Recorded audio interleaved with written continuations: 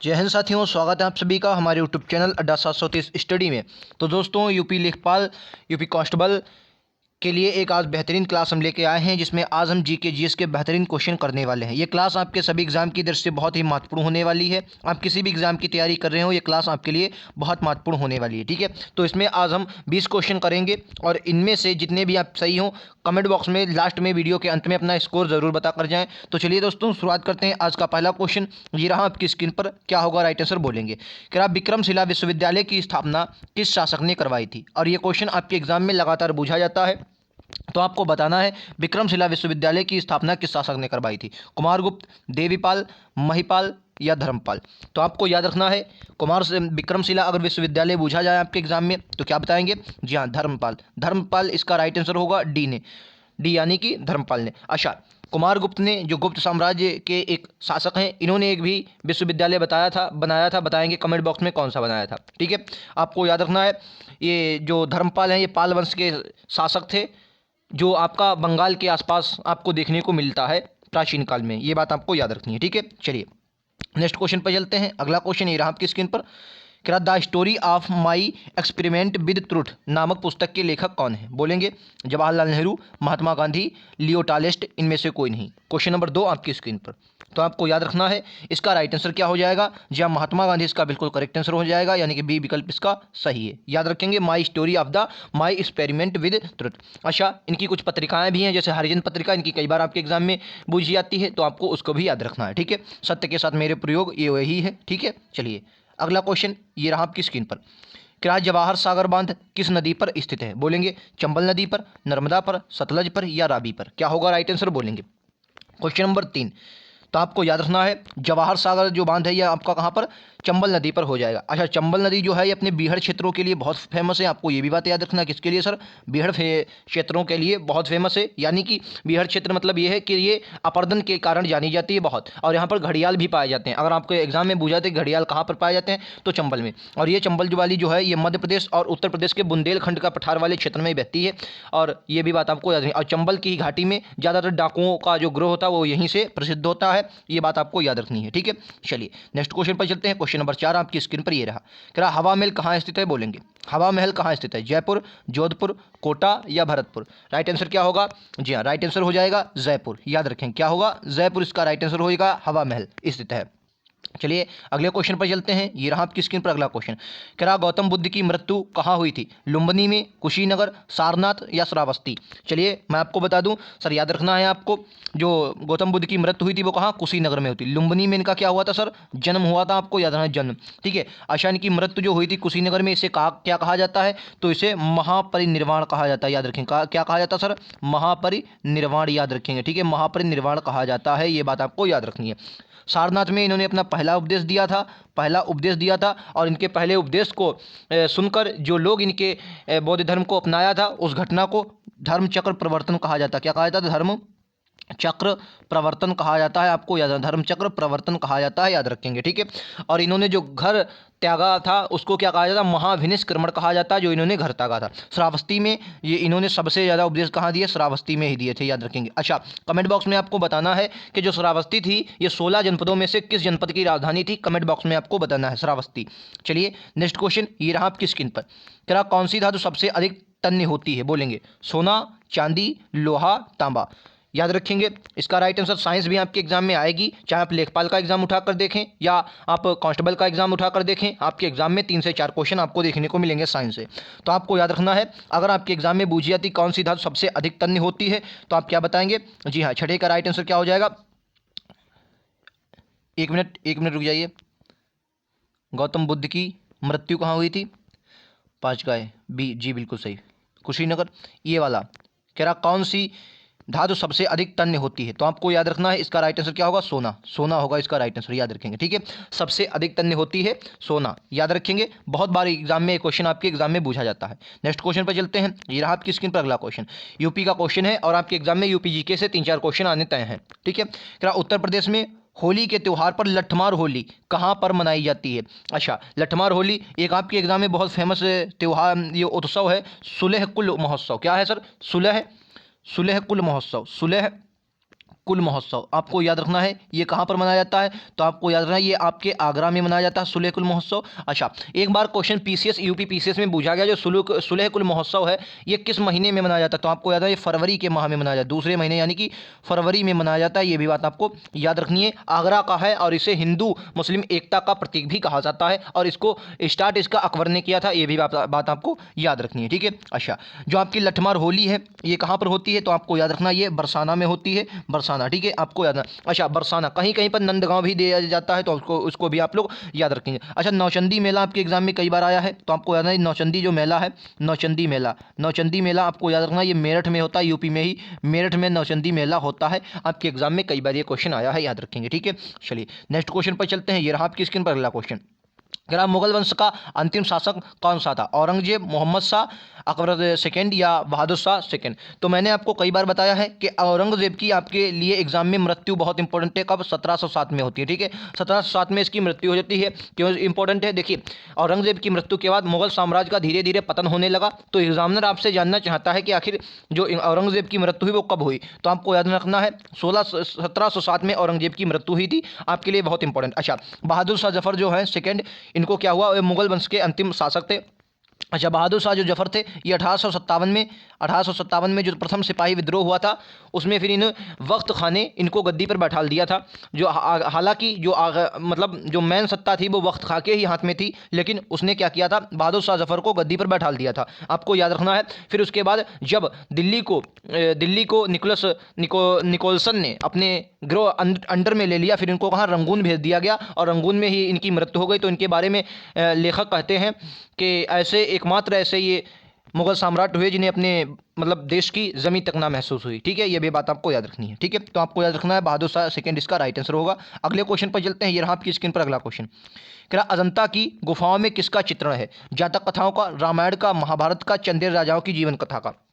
ठीक है, तो आपको याद रखना है, कई बार आपके एग्जाम में आया कि अजंता की गुफाएं किस धर्म से संबंधित है, तो आपको ये याद रखना सिर्फ और सिर्फ ये किससे, सिर्फ और सिर्फ ये बौद्ध धर्म से संबंधित, किसमें, बौद्ध धर्म से संबंधित है। अजंता की गुफाएं किससे, बौद्ध धर्म से संबंधित है। अच्छा, अगर आपके एग्जाम में ये क्वेश्चन आता कि अजंता की गुफाएं किस शासन काल से संबंधित, तो क्या बताएंगे आप, अजंता की गुफाएं ये गुप्त काल से संबंधित, किससे, गुप्त काल में, गुप्त काल का इनका निर्माण माना जाता है, किसमें, गुप्त काल में। हालांकि और भी बनाई, लेकिन जो शुरुआत हुई थी वो गुप्त काल से ही हुई थी। तो आपके एग्जाम में अगर क्वेश्चन आता तो आप गुप्त काल ही टिक करेंगे। ठीक है, याद रखें। अच्छा, किससे, ये बौद्ध धर्म से संबंधित अजंता की गुफाएं, कुल कितनी गुफाएं, तो आपको ये भी बात है 29 गुफाएं, कितनी है, 29 गुफाएं हैं अजंता में, ये भी बात आपको याद रखनी। अच्छा, अब एक बात बताइए, जब सर बौद्ध धर्म से संबंधित है तो जाहिर सी बात यहाँ जातक कथाओं के चित्रण मिले। क्या है सर जातक कथाएं, तो जो जातक कथाएं हैं ये बौद्ध धर्म के जो गौतम बुद्ध है इनके जीवन से पहले की जो मतलब कहानियां हैं वो उन्हें ही जातक कथा ही कहा जाता है, ये बात आपको याद रखनी। अच्छा, एलोरा की गुफा के बारे में आपके क्वेश्चन आता है, एलोरा की गुफा, तो एलोरा की गुफा है, इससे एक ही क्वेश्चन आता है कि किन धर्म से संबंधित है ये, तो आपको याद रखना ये हिंदू हो गया, हिंदू धर्म और बौद्ध धर्म और जैन धर्म, हिंदू धर्म, बौद्ध धर्म और जैन धर्म, ये तीनों जैन धर्मों से संबंधित है एलोरा की गुफा। ठीक है, और इसमें 34 गुफाएं हैं, ये भी बात आपको याद रखनी है। ठीक है, 34 गुफाएं। गुफा संख्या 16 में कैलाश पर्वत जो पहाड़ों को काट कर बनाया गया है, ये चंदेल शासकों ने इसको बनवाया था, ये भी बात आपको याद रखनी है, गुफा संख्या 16 में है। नेक्स्ट क्वेश्चन पर चलते हैं। अगला क्वेश्चन ये रहा, आपकी स्क्रीन पर बोलेंगे क्या होगा।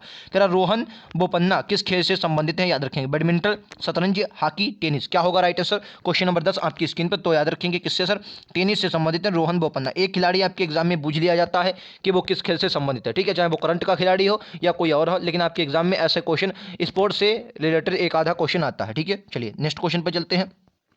विश्व की प्रथम महिला प्रधानमंत्री कौन थी, बहुत बार ये क्वेश्चन आया है, इसमें लोग बहुत से गड़बड़ करते हैं, बेंजीरिन भुट्टो थी या भंडार नायके थी, इंदिरा गांधी, शेख हसीना। शेख हसीना ये वर्तमान में कहाँ की, बांग्लादेश की प्रधानमंत्री हैं, आपको याद रखना है, शेख हसीना ये बांग्लादेश की वर्तमान में प्रधानमंत्री हैं, तो आपको याद रखना है इसका राइट आंसर क्या होगा, जी हाँ बी इसको बिल्कुल करेक्ट आंसर होगा, श्रीमाओ भंडार नायके हैं। ठीक है, भंडार नायके। अच्छा, क्या कोई बता सकता है किस देश की रही हैं, किस देश की ये कह रही हैं प्रधानमंत्री किस देश की बनी है, और ये पहली महिला प्रधानमंत्री थी, इनसे कई बार आपके एग्जाम में क्वेश्चन आया है।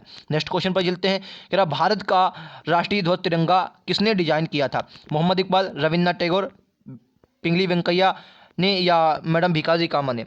हालांकि अगर आपके एग्जाम में डिज़ाइन वाला क्वेश्चन आता है तो आप पिंगली वेंकैया को लगाएंगे। और भीकाजी कामा थे जो इन्होंने विदेशों में झंडा लहराया था, भीकाजी कामा ने, और इनको क्रांति की जननी कहा जाता है। जवाहरलाल नेहरू ने इनको क्रांति की जननी कहा है, याद रखेंगे। तो पिंगली वेंकैया इसका राइट आंसर होगा, विकल्प उत्तर सी। नेक्स्ट क्वेश्चन पर चलते हैं। एक और क्वेश्चन है, ये लीजिए आपकी स्क्रीन पर क्वेश्चन नंबर अगला। करा जल्लीकट्टू नामक त्यौहार किस राज्य में मनाया जाता है? आंध्र प्रदेश, तेलंगाना, कर्नाटक या तमिलनाडु? जल्लीकट्टू आपके कई बार आया है, ठीक है, तो आपको याद रखना जल्लीकट्टू जो है ये कहाँ मनाया जाता है? जी हाँ, बिल्कुल सही, कहाँ? तमिलनाडु में। जल्लीकट्टू कहाँ पर? तमिलनाडु में मनाया जाता है, ठीक है। अच्छा, पोंगल कहाँ का है, कोई बताएगा? पोंगल, पोंगल, ये पोंगल भी कहाँ का है? तमिलनाडु का। अट्टुकल पोंगल अगर आपके एग्जाम में पूछा जाता है, अट्टुकल, अट्टुकल पोंगल, तो आप क्या बताएंगे सर? अट्टुकल पोंगल जो है ये केरल का है, याद रखेंगे। इसमें कन्फ्यूजन बहुत होती है। अट्टुकल पोंगल जो है ये केरल का है, और खाली पोंगल अगर पूछा जाता है तो आप क्या बताएंगे? तमिलनाडु का है, याद रखेंगे, ठीक है। चलिए एक और क्वेश्चन देखते हैं। ये रहा आपकी स्क्रीन पर अगला क्वेश्चन। क्या मरणोपरांत सर्वप्रथम भारत रत्न किन्हें दिया गया था? याद रखेंगे। बताइए क्या होगा राइट आंसर? मरणोपरांत प्रथम भारत रत्न किन्हें दिया गया था? जवाहरलाल नेहरू, के कामराज या बी आर अम्बेडकर, लाल बहादुर शास्त्री? तो राइट आंसर क्या होगा? जी बिल्कुल से डी इसका बिल्कुल करेक्ट आंसर होने वाला है। लाल बहादुर शास्त्री को मरणोपरांत भारत रत्न सबसे पहली बार दिया गया था, आप लोगों को याद रखना है। नेक्स्ट क्वेश्चन पर चलते हैं। ये रहा आपकी स्क्रीन पर अगला क्वेश्चन। क्या संविधान सभा के प्रारूप समिति के अध्यक्ष कौन थे? बताएंगे। संविधान सभा के प्रारूप समिति के अध्यक्ष कौन थे? तो देखिए जो प्रारूप समिति थी इसमें 7 सदस्य, कितने? 7 सदस्य थे, आपको याद रखना है। और इसके जो अध्यक्ष थे वो डॉक्टर भीमराव अंबेडकर थे। क्या सर? प्रारूप समिति जो थी इसका जो मतलब संविधान सभा में बहुत इंपॉर्टेंट इसलिए रही क्योंकि इसने ही मसौदा तैयार किया। मसौदा मतलब कैसा होगा हमारा संविधान, ये इसी ने बताया कि मतलब इसमें क्या क्या होगा। तो प्रारूप समिति के अध्यक्ष कौन थे? डॉक्टर भीमराव अंबेडकर थे। बात करें और कि डॉक्टर राजेंद्र प्रसाद जो थे ये स्थायी सदस्य। कैसे स्थायी सदस्य? डॉक्टर राजेंद्र प्रसाद ये जो रहे ये 9 दिसंबर, सच्चिदानंद सिन्हा जो 9 दिसंबर 1946 को पहली बैठक हुई उसके ये अस्थायी अध्यक्ष हुए थे, आपको याद रखना, अस्थायी अध्यक्ष हुए थे, ठीक है। और बी एन राव से बहुत बार क्वेश्चन आया, कमेंट बॉक्स में आप लोग बताएंगे ये क्या थे, और ये बहुत फेमस क्वेश्चन है बी एन राव से, ठीक है, आपको बताना है, ठीक है। बताइए इसके समय उपाध्यक्ष थे बी एन राव, या मैं ऑप्शन भी दे देता हूँ, या उपाध्यक्ष थे या इसके संवैधानिक सलाहकार थे, दो में से आपको बताना है कौन थे, ठीक है। चलिए अगला क्वेश्चन। क्या भारत में, इसलिए आपको ये दे देता हूँ कमेंट बॉक्स में लिखने के लिए ताकि आप जगते रहें। बहुत से लोग वीडियो देखते देखते इधर उधर सोचने लगते हैं, तो मैं इसीलिए आपको देता हूँ ताकि आप लोग सोचते रहें, ठीक है। चलिए भारत के पहले रक्षा मंत्री कौन थे? और ये क्वेश्चन कई बार आपके एग्जाम में आया है, तो आपको बताना है इसका राइट आंसर क्या होगा। तो आपको याद रखना है राइट आंसर क्या होगा? बलदेव सिंह। बलदेव सिंह जो थे ये भारत के पहले रक्षा मंत्री थे, याद रखेंगे। एक और क्वेश्चन देखते हैं। ये रहा आपकी स्क्रीन पर अगला क्वेश्चन। राइट आंसर क्या होगा बोलेंगे। पुलित्जर पुरस्कार किस क्षेत्र में दिया जाता है? खेल, उद्योग, विज्ञान, पत्रकारिता। राइट आंसर क्या होगा? तो दोस्तों अगर आप हमारे चैनल पर नए हैं तो चैनल को सब्सक्राइब करना बिल्कुल नहीं भूलेंगे, बेल आइकन दबा लेंगे, आने वाली हर नोटिफिकेशन आपको मिलती रहेगी। हम आपके लिए लगातार जिसमें बेहतरीन क्वेश्चन लेके आते हैं। हम आपके लिए टॉप 30 क्वेश्चनों की एक श्रृंखला स्टार्ट की थी जिसमें हमने हिस्ट्री, पॉलिटी, ज्योग्राफी के क्वेश्चन करवाए थे। अगर वो आपने नहीं देखे तो लिंक आपको नीचे कमेंट बॉक्स में मिल जाएगा, वहाँ से जाकर देख सकते हैं, और भी लिंकें कई दी गई हैं, वहाँ से भी जाकर आप देख सकते हैं। तो आपको याद रखना पुलित्जर पुरस्कार किस क्षेत्र में दिया जाता है, तो ये बात आपको याद रखनी है। राइट आंसर क्या होगा? जी हाँ बिल्कुल सही, डी इसका बिल्कुल करेक्ट आंसर होगा, पत्रकारिता के क्षेत्र में दिया जाता है। नेक्स्ट क्वेश्चन पर चलते हैं। ये रहा आपकी स्क्रीन पर अगला क्वेश्चन। क्या दक्षिण भारत की सबसे ऊंची चोटी क्या है? देखिए दक्षिण भारत में जब आप इस प्रकार आएंगे तो ये पश्चिमी घाट होता है और ये पूर्वी घाट होता है। तो पूर्वी घाट और पश्चिमी घाट में मिलन बिंदु पर एक चोटी स्थित है जिसे हम लोग क्या कहते हैं सर? नीलगिरी। क्या कहते हैं? नीलगिरी। अगर नीलगिरी से आपके पूछा जाए कि नीलगिरी की सबसे ऊंची चोटी कौन सी है तो क्या बताएंगे सर? दोदा बेटा। कौन सी? दोदा बेटा। और सबसे नीचे, और नीलगिरी के नीचे एक चोटी है, एक गिरी है जिसे अन्नामलाई पर्वत श्रेणी है, और उसकी सबसे ऊंची चोटी क्या है? अन्नाईमुडी, और जो कि दक्षिण भारत की सबसे ऊंची चोटी है, आपको याद रखना। महेंद्रगिरी जो है ये महेंद्रगिरी पूर्वी घाट की सबसे ऊंची चोटी, किसकी? पूर्वी घाट की सबसे ऊंची चोटी है, ठीक है। अच्छा पश्चिमी घाट की अगर सबसे ऊंची चोटी पूछा जाए तो क्या बताएंगे सर? कुद्रेमुख। कैसा? कुद्रेमुख जो है ये आपकी पश्चिमी घाट की सबसे ऊंची चोटी है, ये बात आपको याद रखनी है, ठीक है। चलिए दोस्तों अगले क्वेश्चन पर चलते हैं। ये रहा आपकी स्क्रीन पर अगला क्वेश्चन। क्या होगा राइट आंसर? हड़प्पा सभ्यता की खोज किसने की थी? तो बात करें सर हड़प्पा सभ्यता की, तो आपको याद रखना हड़प्पा सभ्यता जो थी ये 1921 में इसकी खोज हुई। कब? 1921 में। और इसका सबसे पहला जो स्थल था वो हड़प्पा ही खोदा गया। सिंधुगाड़ी सभ्यता का पहला स्थल हड़प्पा खोजा गया, इसलिए इसे हड़प्पा सभ्यता कहते हैं। उसके बाद 1922 में एक और स्थल खोजा गया, 1922 में, जिसे क्या कहते हैं सर? मोहनजोदाड़ो कहते हैं। क्या कहते हैं? मोहनजोदाड़ो। ये जो खोजा था ये राखलदास बनर्जी ने, किसने? राखलदास बनर्जी ने खोजा था, याद रखेंगे। किसने? राखलदास बनर्जी ने। और जो हड़प्पा सभ्यता का पहला स्थल किसने? दयाराम साहनी ने खोजा था, इसलिए इनको ही हड़प्पा सभ्यता के खोजने का श्रेय दिया जाता है, ठीक है। और सर जॉन मार्शल जो थे ये इस पूरी टीम का नेतृत्व कर रहे थे। अगर आपसे एग्जाम में आया कि सिंधुगाड़ी सभ्यता का सर्वेक्षण का प्रमुख कौन था तो आप क्या बताएंगे सर? जॉन मार्शल इसके प्रमुख थे, ये बात भी आपको याद रखनी है, ठीक है।